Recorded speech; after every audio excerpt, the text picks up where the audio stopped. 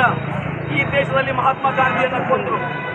ಯಾರು ಮಹಾತ್ಮ ಗಾಂಧಿಯನ್ನು ಕೊಂದರು ಅವರು ಇವತ್ತು ಕೂಡ ದೇಶದಲ್ಲಿದ್ದಾರೆ. ಅವರು ಇವತ್ತು ಕೂಡ ತಮ್ಮ ಕೋಮುವಾದವನ್ನ ಬಿತ್ತುತ್ತಾ ಇದ್ದಾರೆ. ಅವರು ದ್ವೇಷವನ್ನ ಪ್ರಚೋದನೆಯನ್ನ ಮಾಡ್ತಾ ಇದ್ದಾರೆ. ಅದರ ಒಂದು ತುಣುಕೆ ಈ ರಾಹುಲ್ ಗಾಂಧಿಯ ವಿರುದ್ಧ ಹೇಳಿಕೆ ಕೊಟ್ಟಿರ್ತಕ್ಕಂತಹ ಶಿವಸೇನೆಯ ಶಾಸಕನ ಹೇಳಿಕೆ.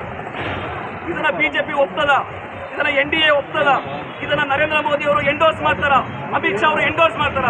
ಈ ಹೇಳಿಕೆಯನ್ನು ದೇಶಕ್ಕೆ ಕೊಡಬೇಕು, ಅವರು ದೇಶ ಜನತೆಗೆ ಉತ್ತರ ಕೊಡಬೇಕು.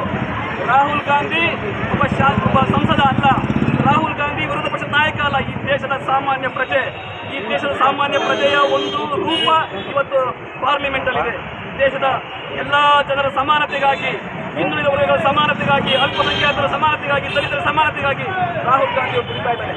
ಅವರ ಹೇಳಿಕೆಯನ್ನು ತಿರುಚಿ ಈ ರೀತಿಯ ಪ್ರಚೋದನಕಾರಿ ಹೇಳಿಕೆ ಕೊಟ್ಟಿರ್ತಕ್ಕಂತಹ ಶಿವಸೇನಾ ಶಾಸಕರನ್ನು ಬಂಧಿಸೋದೊಂದೇ ಅಲ್ಲ, ಅಮಿತ್ ಶಾ ಮತ್ತೆ ನರೇಂದ್ರ ಮೋದಿ ಇದಕ್ಕೆ ಉತ್ತರವನ್ನು ಕೊಡಬೇಕು.